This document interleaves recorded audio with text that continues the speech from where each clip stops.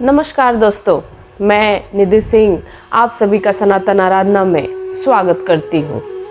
क्या आपकी ज़िंदगी में कोई ऐसी मुसीबत आ गई है जिसमें आप फंस चुके हैं, निकल ही नहीं पा रहे, निकलने का कोई समाधान रास्ता दिख ही नहीं रहा? तो आज का जो ये वीडियो है आपके लिए बहुत ही लाभदायक सिद्ध होने वाला है। अगर आप भी ऐसी प्रॉब्लम में फंसे हुए हैं तो ये वीडियो समझ जाइए, आपके लिए ही बना है, आपके लिए ही वीडियो है। अगर आप चैनल पर पहली बार आए हैं तो चैनल को सब्सक्राइब कर लीजिएगा, वीडियो अच्छा लगेगा तो लाइक कीजिएगा और बाकी लोगों तक भी वीडियो को ज़रूर पहुंचाइएगा। क्या आपके शत्रु आप पर भारी पड़ रहे हैं या मेहनत के बाद भी सफलता आपसे कोसों दूर ही रह जा रही है, हर काम आपका असफल हो रहा है? तो शास्त्रों में एक ऐसे दिन का वर्णन है जब स्वयं भगवान श्री राम ने भी अपनी जीत के लिए प्रार्थना की थी। वो दिन था विजया एकादशी का। आज सनातन आराधना के इस विशेष वीडियो में हम सिर्फ तारीख नहीं बताएंगे बल्कि उस गुप्त रहस्य के बारे में बात करेंगे। आज उस गूढ़ रहस्य को खोलेंगे कि क्यों इस व्रत को करने वाला कभी हारता नहीं है। वीडियो के अंत में एक ऐसी विशेष क्रिया बताऊंगी जिसे करने से आपके घर की नकारात्मक ऊर्जा 24 घंटे में खत्म हो जाएगी। तो चलिए इस आध्यात्मिक यात्रा की शुरुआत करते हैं। विजया एकादशी, जैसा कि नाम से स्पष्ट है कि वो विजय दिलाने वाला है।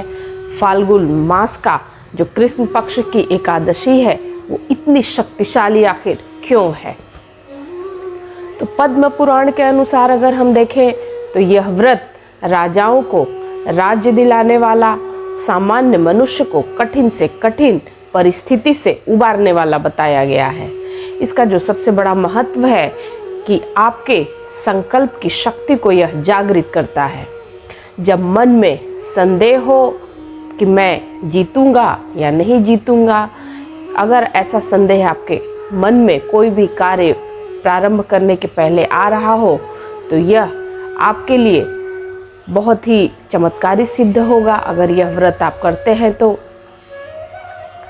तब अगर आपके मन में भी यही सब संशय रहता है तब यह व्रत आपके भीतर उस दिव्य ऊर्जा का संचार करता है जो आपके आत्मविश्वास को हिमालय जैसा मजबूत बना देता है। सबसे पहले यह व्रत श्री राम ने कब किया था ये बात करेंगे। तो त्रेता युग की बात है जब प्रभु श्री राम अपनी सेना के साथ समुद्र के किनारे खड़े थे। सामने था अथाह सागर और रावण की अजय सेना। इतनी बड़ी सेना और इतना विशाल सागर भगवान राम के सामने था। तब मर्यादा पुरुषोत्तम श्री राम ने मुनि वग्दालव्य से प्रश्न किया, हे मुनीश्वर, इस दुर्गम सागर को पार करने का आखिर उपाय क्या है? तब मुनि ने उन्हें बताया, हे राम, आप फाल्गुन कृष्ण पक्ष की जो विजया एकादशी है उसका विधान पूर्वक व्रत करें। इसी के प्रभाव से आप न केवल समुद्र पार कर पाएंगे बल्कि लंका पर विजय भी प्राप्त आप कर सकते हैं। तो सोचिए, स्वयं ईश्वर ने भी यह व्रत को किया था। उन्होंने भी लोक कल्याण की विधि की मर्यादा के लिए इस व्रत का सहारा लिया। तो हम और आप जैसे साधारण मनुष्यों के लिए तो यह व्रत किसी वरदान से कम कैसे हो सकता है?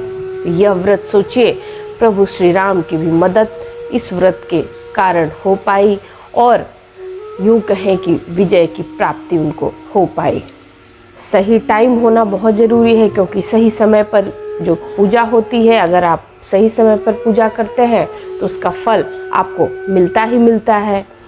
तो तारीख क्या है? बहुत लोग कंफ्यूज है, 12 तारीख या 13 तारीख। तो 12 फरवरी 2026 दिन शुक्रवार एकादशी तिथि का जो प्रारंभ है वो 12 फरवरी को दोपहर 12:22 से हो रहा है। इसलिए एकादशी तिथि का जो समापन है वो 11 फरवरी को होगा दोपहर 2:25 में। तो उदया तिथि 13 तारीख को आ रही है, 13 फरवरी को। इसलिए एकादशी हम करेंगे 13 फरवरी को, और व्रत का जो पारण है वो 14 फरवरी की सुबह को 7 बजे से शुरू हो जाएगा और 9-14 तक आप कर सकते हैं।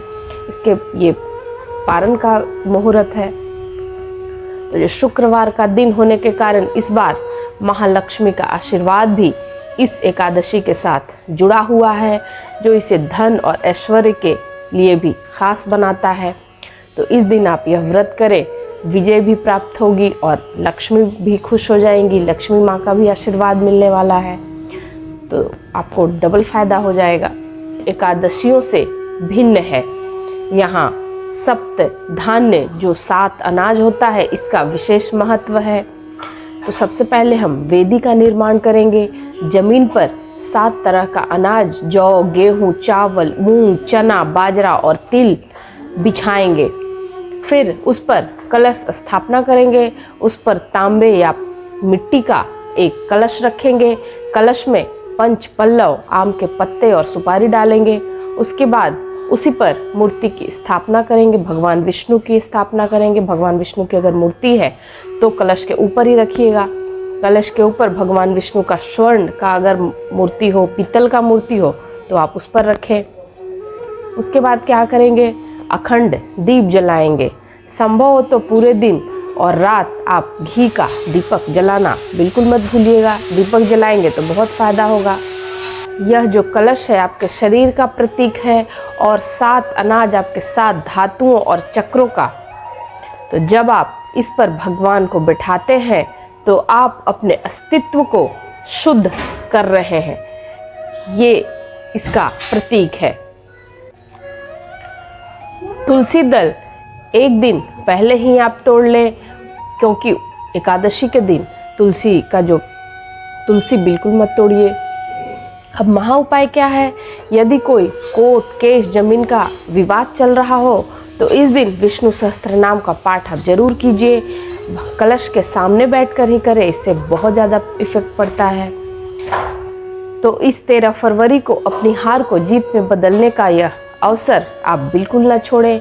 तो विश्वास रखें, श्री हरि आपके मार्ग की हर बाधा को दूर करेंगे। तो कैसा लगा आपको आज का यह विशेष अंक, कमेंट में जय विजय श्री राम लिखना बिल्कुल मत भूलिएगा। और हाँ, अगर आप चाहते हैं कि एकादशी की विशेष कथा पर भी एक वीडियो बनाएं तो हमें कमेंट में बताइएगा। सनातन धर्म की शक्ति को घर घर तक पहुंचाने के लिए इस वीडियो को शेयर कीजिए और सनातन आराधना को सब्सक्राइब करना बिल्कुल मत भूलिएगा। और ज़्यादा से ज़्यादा वीडियो को शेयर कीजिएगा। इंस्टाग्राम और फेसबुक पर भी फॉलो कीजिए। नमस्कार।